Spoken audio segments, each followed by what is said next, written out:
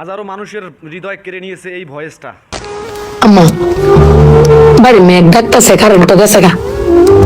একটা কথা কইতাম, তোমার সেট উঠতো না। তোমাদের মানে কদিন ধরে না আমি একটা জিনিস ভাবতেছি, এবার ঈদে জিনিসটা আমার চোখ পড়ছে। ভাবতেছি তোমার কেমন তুমি সেট উঠো কিনা, ডরে সুরের দিন কইছি না।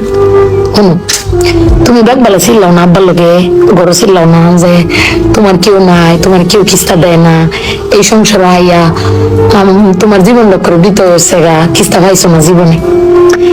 আমি একটা জিনিস আম্মা এবার ঈদে ভাবলাম, তুমি চিল্লাই হইলেও আব্বারে কইতারো, চিল্লাইতারো, আন্ডারে শুনাইতারো।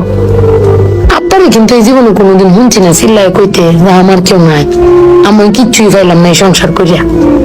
প্রত্যেক মাসে আব্বাই কিন্তু সবকিছু করে যা, আব্বাই কিন্তু সবকিছু করে।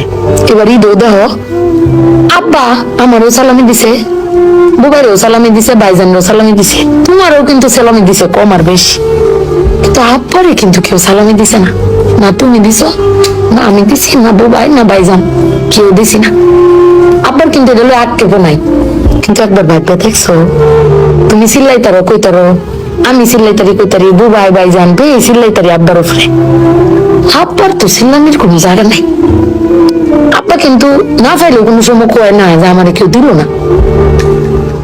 আমি কিন্তু এই জিনিসটা আম্মা ভাবছি, তুমি ভাবছো কিনা জানি না।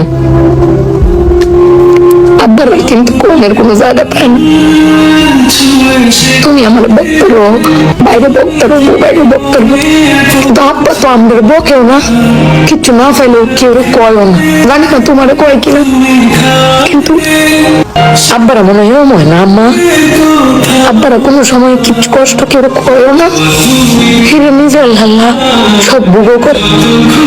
দিন শেষে বেদি তুমি চিল্লাই হলো, কিন্তু আব্বার বাড়া তুমি আসারো। কিন্তু আমার বাপটা